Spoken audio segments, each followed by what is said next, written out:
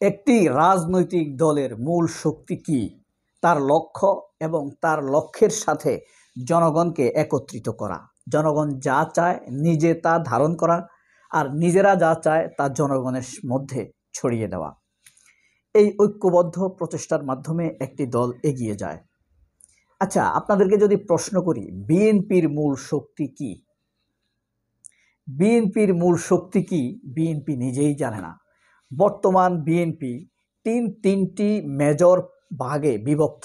এক হলো বিএনপির সাধারণ ভোটার, মাঠ পর্যায়ে যারা ভোট দিবে, যারা সহজ সরল নামাজ কালাম পড়ে। আরেক পার্ট হলো তারেক রহমান। আরেকটি পার্ট হলো এই তারেক রহমান এবং জনগণের মাঝখানে, যাদের সাথে জনগণেরও কোনো সম্পর্ক নাই, তারেক রহমানেরও কোনো সম্পর্ক নাই। তারা সম্পর্ক গড়ে তুলেছে ভারতের সাথে, ওয়াকারের সাথে এবং দুর্নীতিবাজ ইঞ্জিনিয়ারিং ইলেকশন করা প্রশাসনের সাথে। এই তিন জায়গায় তাদের সব সম্পর্ক। আপনি খেয়াল করলে দেখবেন, মির্জা ফখরুল বলেন, আমির খসরু মাহমুদ বলেন, বিএনপির তথাকথিত বুদ্ধিজীবী বলেন, তাদের কথাবার্তার সাথে না মিলে জনগণের কথা, না মিলে সাধারণ মানুষের কথা, না মিলে তারেক রহমানের কথা। তারা তারেক রহমান, খালেদা জিয়াউর রহমানের প্রতি আবেগতাড়িত নয়। এই দুর্বলতাগুলো বিএনপির বুঝতে পেরেছে ডক্টর ইউনূস। বিএনপির মূল শক্তি যেটা বললাম, সব কিছু বাদ দিয়ে তারা এখন সম্পর্ক গড়ে তুলেছে ভারত, ওয়াকার, দুর্নীতিবাজ প্রশাসন। কিন্তু ডক্টর ইউনূস একে একে খেয়ে দিয়েছেন ওয়াকারকে, অপরাধী সেনা অফিসারদের বিচার করার মাধ্যমে। আবার আরেক দিক দিয়ে খেয়ে দিয়েছেন প্রশাসনকে, আরেক দিক দিয়ে খেয়ে দিয়েছেন ভারতকে। অর্থাৎ এই বিএনপি যাদের উপরে নির্ভরশীল তাদের সবাইকে ডক্টর ইউনূস আগেই খেয়ে দিয়েছেন। এখন বিএনপি হলো একটা পঙ্গু মানুষ, যার কোনো স্ট্রেচার নেই। স্ট্রেচারে ভর দিয়ে হাঁটবে, হুইল চেয়ারে ভর দিয়ে হাঁটবে। এখন বিএনপির সামনে হুইল চেয়ারও ভাঙা, স্ট্রেচারও ভাঙা, আর স্বপ্নে ধুলাবালি জমেছে, ঘোলাটে হয়ে উঠেছে।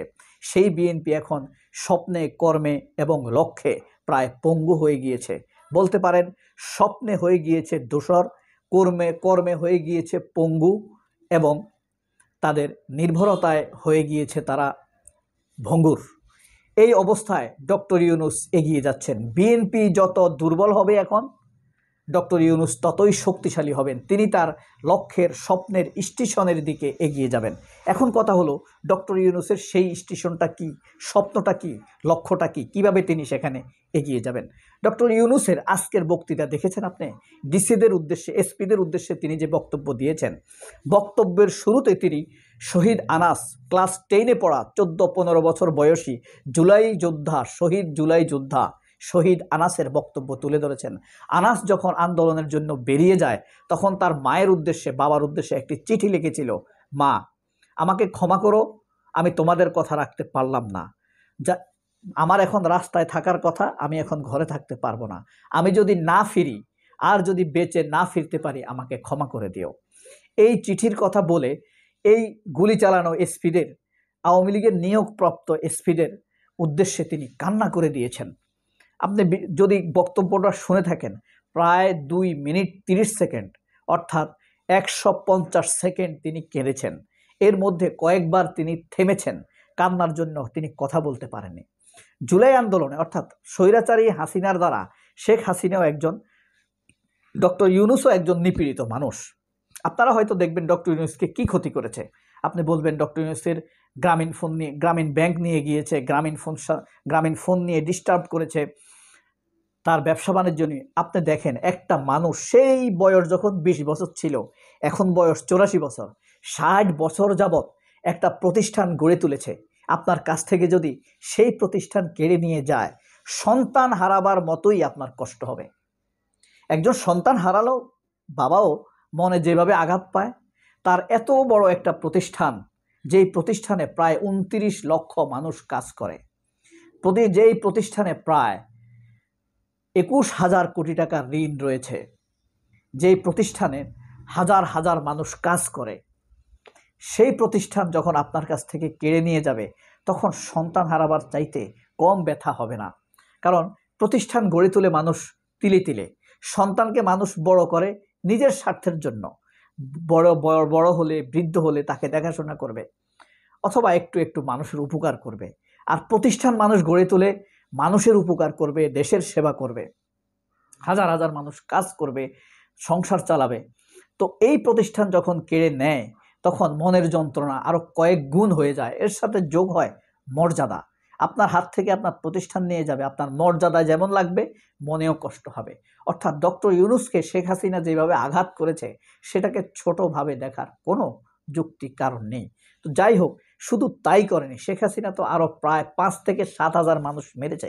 জাতিসংঘ তাদের প্রায় 864 জনের পিতা মাতার ঠিকানা সহ আমেরিকা তাদের তদন্ত করেছে, সেই তদন্ত রিপোর্ট প্রকাশ করেছে। শেখ হাসিনাকে আমরাই শুধু খুনি বলছি না, সারা পৃথিবী খুনি বলছে। খেয়াল করলে দেখবেন আমেরিকার কোনো রাষ্ট্রপ্রধান গত 3 বছর যাবৎ, অর্থাৎ ক্ষমতা থাকায় অবস্থায়ও তার সাথে কোনো রকম সাক্ষাৎ করেনি। অর্থাৎ এটা তার জন্য একটি অমর্যাদা। পালানোর পরে আর সাক্ষাৎ করার তো প্রশ্নই আসে না।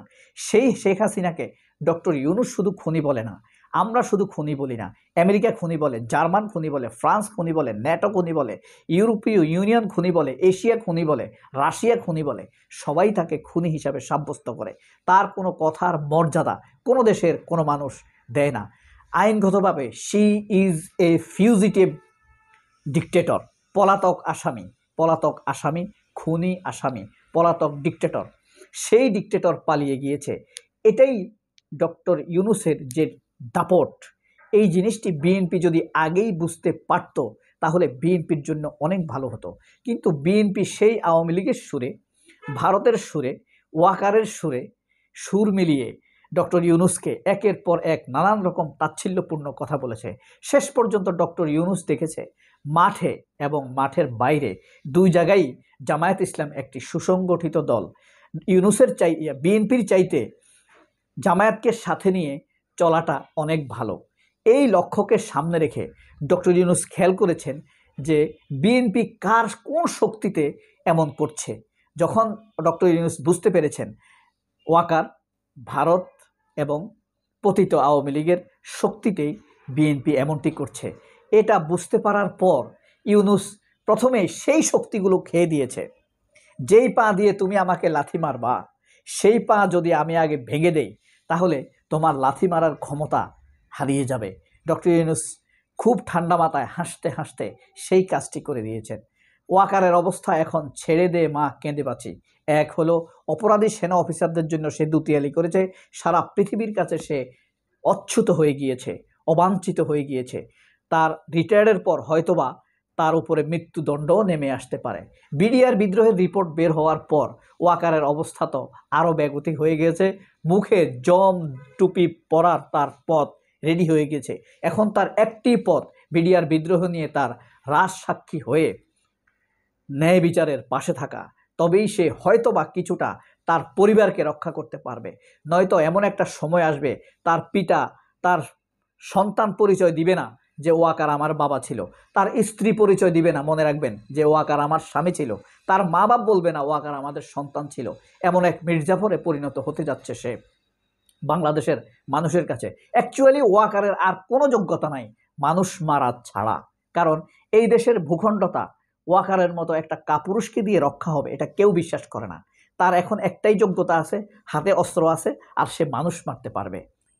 এবং সেই অস্ত্রটি আমাদের টাকায় কেনা, মানুষের টাকায় কেনা, এদেশের কৃষক কামার কুমারের টাকায় কেনা। এখন বিএনপির কি অবস্থা নিশ্চয়ই তা বুঝতে পারছেন। বিএনপি যত দুর্বল হচ্ছে ডক্টর ইউনূস ততই এগিয়ে যাচ্ছে। এটাই ডক্টর ইউনূসের নেক্সট স্টেশন। একটি ভালো নির্বাচন, একটি স্থিতিশীল দেশকে নতুন একটি শাসন ব্যবস্থার উপরে দাঁড় করিয়ে দিয়ে যাওয়া, এটাই তার স্বপ্ন, তার স্টেশন। আল্লাহ হাফেজ। আল্লাহ আপনাদেরকে অনেক ভালো রাখুক। আমাকে দোয়া করবেন।